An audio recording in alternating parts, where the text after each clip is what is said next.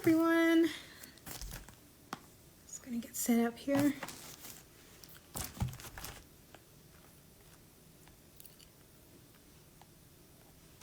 Get started in a couple minutes. We'll be interviewing the amazingly talented R S McEntire. Hi, thanks for joining.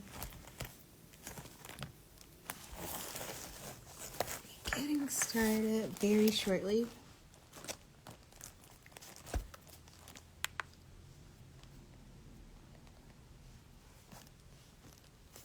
How was your weekend? Thank you for joining.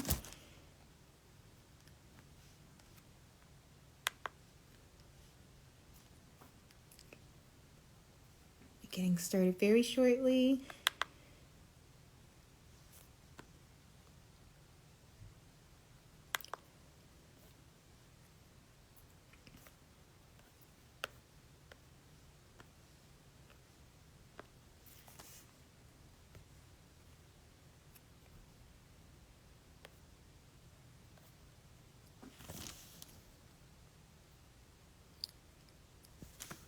Video be available on your page? Yes, so I will post the live to my feed through my page, so you can view it there as well if you're not able to stay. Right. So for those of you, thanks again for tuning in and for supporting Montrez Reads. What we do here, we know that there's millions upon billions of books. There's so many amazing reads now that we can find, and sometimes a lot of good books slip through the cracks. And so the goal of Montrez Reads is to shine a light on maybe some books that you're not aware of. They're really good, and to explore our debut indie and hidden gem authors. So we have, oh great. All right, our featured author of the month is here. So welcome. Right, let me see here. I'm going to pull her in here.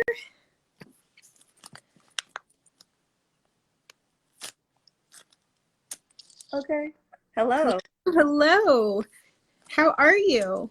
I'm doing well. Just cleaning up around where I live. So I understand that.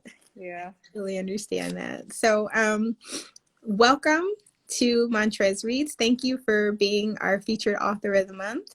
Thank you for inviting me. Yes. You're doing some amazing works. And so it's very exciting just reading your bio and hearing all the things that you're doing. So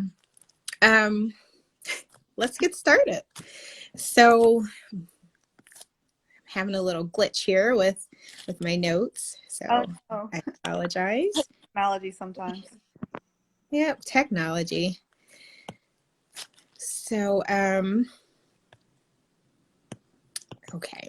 So we're gonna, Butterfingers. So sorry. It's great that you do this. Like it's hard to get like your name out there and your work out there. So it's great that you're like offering a platform for just people to come on and chat about their work. Like I do what I can because as a reader, it's overwhelming finding books sometimes. And then as a writer, it's overwhelming trying to figure out kind of how to share about your book. So totally. I'm just grateful to be able to kind of use this platform to help out readers and writers where I can. Sure. All right. So let's see here. Oh, and of course, technology is acting up now. Right. Part of me wants to go outside because I think the lighting is better. But It's beautiful. Like it's freezing outside today. Let me see how cold it is now. I know when I was out here earlier, it was horrible. Oh, it's not too bad. Okay. Okay, we're making some headway. All right. So thank you everyone for tuning in, and thank you so much for being here, KRS McEntire. You have an impressive body of works already, and so I'm Oh, excited to see what you're doing and where you're going. But just to give our viewers a little bit of a background, KRS McEntire lives on a healthy diet of fiction and tea. She loves art, photography, and travel because, like books, they allow her to explore new worlds. She lives in Indianapolis with her husband and runs the Facebook page Diverse Fantasy and Sci-Fines, where she shares book recommendations with other bibliophiles. So that in itself, you have your own platform where you get the word out. And I had the privilege of joining, and just through your page, I found some really amazing books myself. So that's awesome. thank you for having a platform that really kind of helps readers find more wonderful reads. And not only that, like your background here, we know you have the Eden Saga, which we're going to talk a little bit about, but you've also got some other projects like that are out and that are on their way. So Yeah. I'm really excited to dive into everything that is going on in your world today. Awesome. So let's get to it. All right. So pulling up our questions here. All right, we're getting some love from the readers. Thank you. Hi, This is like honestly my first time going live, so I'm a little like, I don't know exactly what to expect, but I appreciate people from actually tuning in. yes, thank you, everyone. Thank you. Oh, Oh, random. you're getting some love there. There's some hearts. Thanks for the heart. Okay, so let's get right into the questions because we've got a lot to talk about. You've got a lot going on.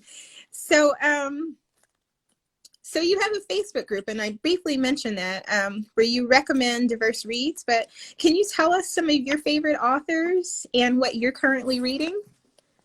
So I would say one of the authors that really, like, I've always loved ever since I was like a teenager, which is kind of where my love for reading, actually even younger than that, but started. I've always loved like fantasy and sci-fi type stories. Mm-hmm. Um, but I feel like most of the books I read didn't have any diverse characters in it. Like some of my favorite authors, I still love them, but like I'll read like all of Meg Cabot's books, like The Mediator, Yes. things like that. But like it wasn't until honestly when I was in college I read like my first sci-fi book by a black author, and I think it was The Living Blood. And I'm probably gonna mispronounce her name, but it's by Tanard Dew, I believe that's might be how you pronounce it. I But think it's basically about like African immortals, and they're kind of like vampires, and it's kind of like a thriller slash fantasy about this woman who marries this guy and starts to realize, hey, he's not aging. Hey, why are all the people around me dying? And it was really good. So um, I think after I read that, I kind of wanted to like seek it out for myself. And then I actually used to work as a journalist at a newspaper locally in my city, and I feel like while I was doing that, I had a chance to interview like a lot of local authors and things like that. I also had a friend who published a book, so I guess after Tanard of Dew and after I got out of that job, I started like, okay, I want to kind of look into this a little bit more and try to write creatively some more and try to take in like the creative side of writing a little bit more. So I would say some of my favorite authors would be like Tanard of Dew, but then I discovered like there's this lady named Charlotte Nicole. I'm gonna mispronounce her. I don't exactly remember her full name, but I know like Charlotte Nicole something. And she wrote a book called The Good Luck Girls, and I really love that one. It's kind of about these girls who were like sold to a brothel, but then there's like magical elements and these creatures out to get them because one of them like kills a man and escapes the brothel. But it's like a fantasy western type story, and it was Oh just wow. fun. Other than that, like I've been reading stuff by indie authors a lot of the time because I've realized like even though the types of stories I like might not be, it's starting to be more so, but when I was growing up, it wasn't mostly like in the bookstores, but um, right now I'm reading. Actually, I can show you. um, Blood Debt by Kanisha Williams. Oh, yeah, that's on my list. Yeah, I started reading the ebook copy, and she was nice enough to send me a paperback. So that's Nice. kind of what I'm reading right now. So yeah, Awesome. Yes. So thank you for that. And guys, if you want more recommendations, check her out on her Facebook group. Is the link in your bio? If not, I can include it I in the. I think so. All right. If not, we'll include it in our notes for our interview today. Yeah. So definitely check it out if you're on Facebook. She has a lot of amazing recommendations there. So you kind of told us a little bit about your writing journey, but can you tell us more? Like, when did you first start knowing that you wanted to start writing yourself, and what made you choose to self-publish? I would say the first time I ever tried to like write a novel, I was only like 9 years old, and if it was after reading the Chronicles of Narnia, and then I wrote like this story about a girl who got swept into a hurricane and ended up in another world. So very Wizard of Oz-ish. But so yeah, ever since then I was always writing like little stories. Um, but it was when I was in high school, like a friend of mine told me about this program called Y Press, which was allowed high school students to actually write for the Indianapolis Star. So that was the first time I realized, like, hey, writing can be actually something that people do for work instead of just for fun. So I started getting into it, like the journalistic side of writing. But after, and I've worked as a journalist, but after, like I said, after I left that, like I felt like I had more mental time to like think creatively, I guess. So Mhm. I kind of got back into creative writing. Yeah, so it was really just I found a story I wrote in high school. Like actually my book Saving Eden, I wrote the first draft of it when I was still in high school. Wow, nice. So I just found I was like, hey, this isn't horrible like most of the stuff I wrote. So I was just like, well, it needed a lot of work, but I just started working on it again. So, um, and that was around the time I had a friend who actually published a book about, she grew up in Ethiopia actually, and she Oh, wrote wow. about living in an orphanage there. So just seeing her publish her book and go through the self-publishing process made me look into it a little bit more and was like, and then even just connecting with other writers on Facebook. Like there's a Facebook group, Black Girls Belong in Fantasy and Sci-Fi Writers Society. So joining that group and connecting with other writers kind of helped the process too. So yeah, Definitely, definitely. Oh, you got some love there. Yes. So, it's amazing. So how would you say that journalism, the skills and the experience you had and that helped you in your writing process? I think it's two very different types of writing. So Yeah. I feel like in some ways it helped, but when I gave the first draft of Saving Eden to my editor, and even sometimes in Finding Eden, people will be like, "You write like you're typing a dissertation or something." Like that would be the comment I got. Like you write very um, not conversationally. Like I don't know, and I would always at the end of each sentence be like, "Name said." This person said, like, they're like, you don't need to do that every time someone says anything. Like, I don't know. I guess it's just figuring out the different types of writing styles, and finding my own like creative writing style versus a very structured type writing style, which is something I'm still figuring out. Yeah. Yeah, I completely understand. It's kind of like two different hats. You go from kind of objective to artistic. But I think you're transitioning very nicely. You've got some amazing stories and amazing work. So I really implore everyone, check out these books. And she's got a nice helping of fantasy. So definitely check it out. We're going to get a little snippet of it later, hopefully. Are you going to do a reading for us? I can. I guess I could read my first chapter of Finding Eden is very short, so I can go find it and read that. Oh Yeah, gosh. You don't I have to so read a lot. You can read like a paragraph or give okay. us a full line, just to kind of whet everybody's appetite because it's a really fun and amazing read. It's dystopian, but it has a hopeful voice to it that I think is really refreshing for that particular genre because usually dystopian can be kind of bleak and dark and lots of angst, but I mean, and there's definitely some horrific moments in the story, but I love the hope that you bring even in the midst of like a bleak looking future. So definitely, guys, definitely check it out. She's being mocked here. Uh, So you so read Saving Eden, I believe. Is that the book? yes, Okay, I read. Saving Eden. Yes, I read the first one. I have the second one, and I've got pretty much all the anthologies on my list too. Okay. So, like I said, I'm a fan, and I'm excited to see what you have going for you. And these books are also Saving Eden and Finding Eden. They're on audio too, correct? Saving Eden is an audio now. The second book is on its way to becoming an audiobook. I got someone working on it. So, yeah. And Nice. I actually have a third book that I'm still writing. It's giving me a hard time. I hope to publish it sometime early next year. So, yeah. So we've got a lot. We've got a lot to dig into. If you love fantasy, if you love dystopian, please check it out. But getting back to to the Eden Saga, what inspired you to? So you said you found that one. You had worked on it in school. Can you remember what inspired you for that idea?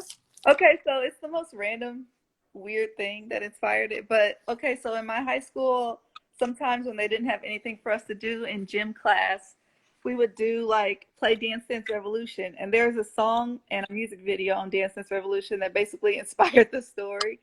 And in the Wow. music video, there's like this girl um, in this magical like garden playing the piano. And it looks like there's no one there but her and her father. And even though it's like this beautiful garden, it kind of seems like there's something wrong with the world. Like you could get hints from the music and from like visual hints in the video, like this world is dying. This world, not everything is as it seems. And then this guy comes along, he's just playing his little banjo. I don't know. But for somehow that music video inspired kind of the story Saving Eden that I found. So yeah. And I kind of just imagined the rest like, oh, so there's a garden in the middle of like a post-apocalyptic world and I don't know. I think that's awesome. I always love hearing how authors get their ideas because it's unique. It's the simplest things or the most random things that help to kind of spark those. So I think it's kind of neat to say that you got this in gym class from a video. That's cool. so so definitely. And then so can you kind of describe the landscape of society and the world that you create for some of the readers who may not have read the Eden Saga before? Yeah, so I would say um it's like a post-apocalyptic world that was kind of destroyed through biological warfare. And there was also like experimentations on people and animals where they were trying to give people like unique abilities like super strength and things, but then some people were also trying to use those types of things as weapons against other people. So but my actual story takes place years after all of this has happened, so it's kind of like that actually killed off most of humanity, and a lot of the some of the people left over still have like mutations in their DNA and like unique powers and abilities. So the main character actually doesn't know it at the beginning of the story that she actually has one of those types of unique mutations, but I won't like give anything more than that. So, You yeah. gotta read it, guys. You gotta read it. Um, can you talk about like because I think one of the interesting factors is kind of like the governmental setup and like the society. So can you dig a little bit further? Like what does the government look like? What are people's Yeah. freedoms and So it's definitely a very oppressive, like authoritarian type government, um, where they're where the people with mutations are kind of being hunted down and killed by the government. Um, so I feel like in my second book, I kind of really wanted to explore that a lot more than I did in my first book, because I feel like in my first book, they were just kind of like, these are the good guys and these are the bad guys. But like, just with everything like going on, even in real life, like it just kind of made me think like, what makes the bad guys want to do the things that they do, or what makes them, I don't know, like what makes every story has two sides, and I think it's good to even if you don't agree with something, not just make a character one dimensional. So I feel like in my second book, I wanted to tell part of the story from the perspective of one of the wardens, which are the people who were hunting down the mutants. So I have like two characters, one is a mutant and one is a warden in my second book. So that was one of the things I wanted to do, like just kind of show the complexity of human nature, and hopefully I still that hopeful tone that even people doing bad things can kind of change in the long run, is what I was kind of going for. Not that it excuses it, but change can happen. Definitely, definitely. So I like where you're going with that. Now, one of the things that who was your favorite character in writing?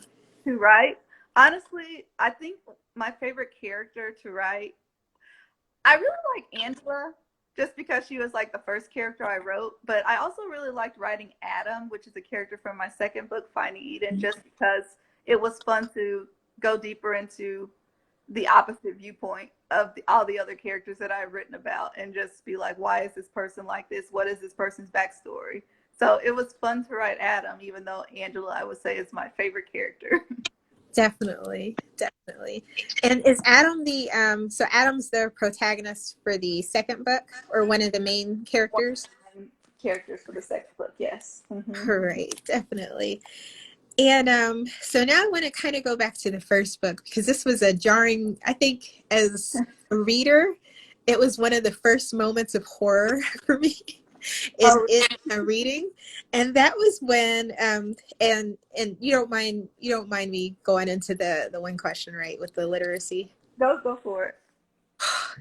When I read and I saw that you learn early on that Angela cannot read. And I was like, oh my God, she's in this garden. She can't read. So she's like, there's probably all this stuff around and she's just oblivious to what's right in front of her face. And Definitely. so, and even as she gets out, she has to rely on other people to tell her what's really right there. And so I think you do a wonderful way of crafting not just how important literacy is. I'm a huge advocate of that. So, but also, showing like these nuanced forms of power, because if you can't read, there's a lot of information that you can't access. So can you talk about that? Like what made you think of not having her be able to read, and how do you think it affects just her journey through the story? Well, I would say, like, obviously, like the even in the music video, the storyline, her home, I would say, the setting of her home is kind of inspired by the Garden of Eden, and Mhm. like one of the themes in that story is knowledge, like discovering knowledge. And I also think like um throughout history, like people not being able to read has kind of been a way of keeping people from keeping people oppressed in some ways, and also Yes. um, preventing just fully understanding like the world around you and even your own reality.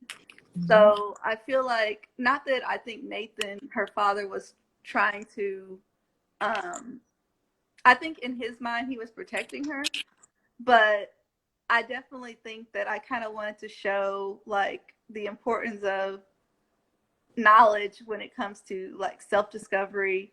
And yeah, so I guess that's the best way I can explain it. No, yeah, like no, you I think you hit something there.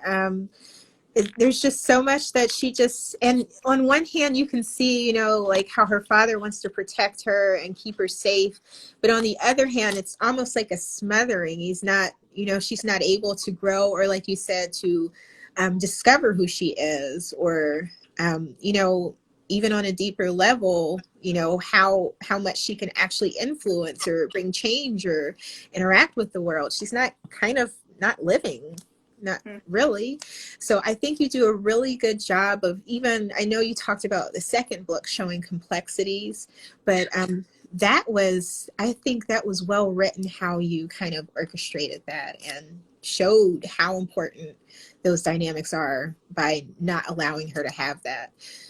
So again, I mean, that was a horrific moment for me. I'm like, oh my God, she can't read. No, what is her dad doing? So yes, so I think that was awesome. But like, so even outside of Eden, the Eden Saga, which is again a stunning series, and I'm looking forward to reading the second and the upcoming third book. But tell us a little bit about some of your upcoming projects. There's a lot coming, and there's a lot that you've already kind of teased us with. Yeah, so I am really excited. I kind of just took on the Eden Saga on my own, but I figured I wanted to do some things that allow me to kind of work with other writers, just because I feel like that's how you grow. You learn from other people. What are other people doing? So my first thing that I did was I took part in this anthology called Sister Story. No, wait, blah blah blah. Sisters Fairy Tales. Um, and it's an anthology of fairy tale retellings by all Black women writers. So I wrote an Alice in Wonderland retelling for that, and I got to work with other writers, mostly in like urban paranormal genre, and it was kind of really cool just to see how other people work on their stories, because our stories in the anthology are kind of interconnected. Like our characters are in each other's stories. um, Nice. and and yeah, so that was really cool. Another thing I'm excited to be a part of is the Slay anthology. It is an anthology of vampire stories, with like Black characters. So yeah, my story for that, it's not like a typical vampire tale. It's actually kind of loosely inspired by one of my favorite childhood stories that had no vampires in it, but I figured, but it deals deeply with the themes of like immortality, Mhm. like life and death and things like that. So yeah, I'm excited for that short story that's going to be part of it. Plus I've had a chance to kind of preview the all the other stories, and it's going to be like amazing. Like all the writers involved in the Slay anthology are so talented, and I'm just like, they put my name with all these other people. So I'm excited to take part in that. And the third anthology I'm part of is The Devil You Know, and it's Mhm. actually by Fiction Atlas Press. And it is a anti-hero anthology, and I just love anti-hero characters. I'm reading Six of Crows right now. I've always been a fan of like the villain in a lot of different stories, like I don't know, Loki, Oh, oh, you kind of broke up a little bit. the bad guys. All right. What'd you say? Can you repeat that? Can you repeat that last little part a little bit? You broke up. You're breaking up. Oh, so I was saying that I'm taking part in an anti-hero anthology with Fiction Atlas Press. So like stories with characters who are um, kind of like, I'm reading Six of Crows right now, and that's kind of another anti-hero story, or like Harley Quinn, or like characters that aren't completely the good guy, but yeah. So I'm excited about that project. I don't know why my phone is doing. It's kind of doing something. Can you hear me? Yep, we can hear you. I Okay. can hear you. Okay. Like your image is like cutting in and out, so I don't know. But Oh, okay. yep, we can see you. You look Okay, hold great. on. So yes, so the anti-heroes are very they're very compelling characters. So that's another one on my list of books to read. But you've got an awesome amount of works that are coming up. and we don't want readers to miss what you have going. So tell us how we can follow your journey to get all the latest updates. How would you like readers to support? I would say you can. The best way is honestly to sign up for my newsletter, and you can find a link to that to do so in my bio. And when you sign up for my newsletter, um, you can click the link to download the first 3 chapters of Finding Eden for free. And when you do that, you're automatically signed up for my newsletter. So that's a way for you to sample my writing without having to pay a dime, and also stay up to date with me. In addition to that, I would say the best things you can do are to just hop over to my Instagram, follow me there. You can follow me. I have a Facebook author page. Um, Follow me on Goodreads, Amazon. So yeah, I'm out on the interwebs. Yes, so follow her. So when you finish watching our live here, just go ahead and switch over to her link or to her profile, follow her there, sign up for her newsletter so you can start reading now for free. You got the first 3 chapters, so read that. Then hop over to her Facebook, join her group so you can access all the wonderful recommendations and everything there, and follow her on Amazon. When you follow authors on Amazon, you automatically get updates when they have new releases. Yeah. Definitely. Let's show KRS McEntire some love. Get into those books. If you didn't have anything on your on your reading list, you sure have plenty to read now, from post-apocalyptic to vampires to Alice in Wonderland. You've got so much to read. So I think you have a wealth of amazing books that readers will be glad they discovered. So Thank you. It's crazy to think that it's only been like January when I published Saving Eden, and like, I don't know. I feel like, oh my gosh, I'm not done with the series yet. It's probably going to be sometime next year, but you're reminding me like, hey, I have been doing stuff still. Yes, you've got an impressive body of works, and not only that, you have some audiobooks, and for a lot of authors, that's a difficult process. I mean, it can be very discouraging. So not only are you providing amazing reads, but you're also giving writers who are kind of just getting their feet wet some hope and some encouragement that yes, we can do this. So thank you so much for being on our show today. Did you want to read a snippet of your book, or you want people to? Oh, I can do that. I also want to say for the writers who might be listening, I have a group on Facebook. So when I started Diverse Fantasy and Sci-Fi, I started just noticing like the writers want ways to advertise their books, and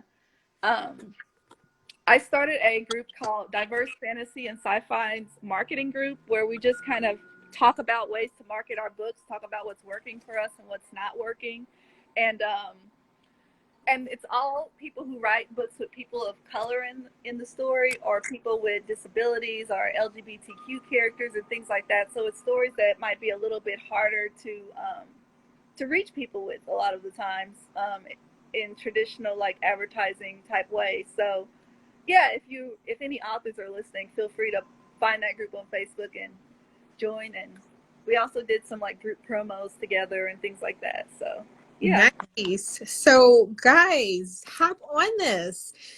She's got so much to offer and so much that we can support and connect with her with. So definitely check out, if you're a writer, check out her Facebook group. If you read, write, whatever the case, let's get on that. So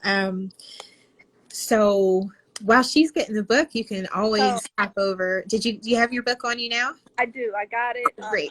How about I just like read the first page, even though it's very short? I'll just stop where the page stops. Sure, that's great. All right. And this is from Finding Eden, my second book, but each book can be read as a standalone. So you don't have to read them in order, even though, because this book has 2 new main characters from the first book, even though it takes place in the same world, and kind of the characters kind of interconnect. So anyway, I'll start now. Lila clutched her backpack tightly against her chest as she walked through the dark alleyway. It was way too late for any girl to be out alone, especially a girl like her. There were an abundance of wardens out tonight. One stood a few feet ahead, his back resting against a graffiti decaying building. His face was illuminated by the glow of the cell phone he was staring into. Her pulse quickened as she got closer. The middle-aged man was wearing the warden's familiar uniform, reminiscent of the American flag, but rather than stars symbolizing the 50 states, there was one large copper star. It signified the new world that the wardens of the watch dreamed of creating, a world without girls like her in it.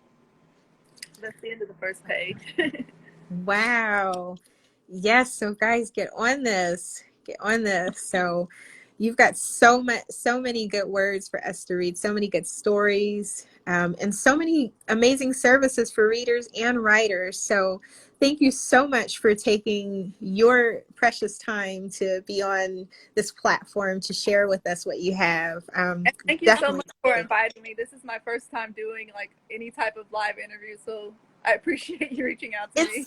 It's my pleasure. Thank you. Again, your work is really inspiring and encouraging, and it's amazing to read. So thank you so much.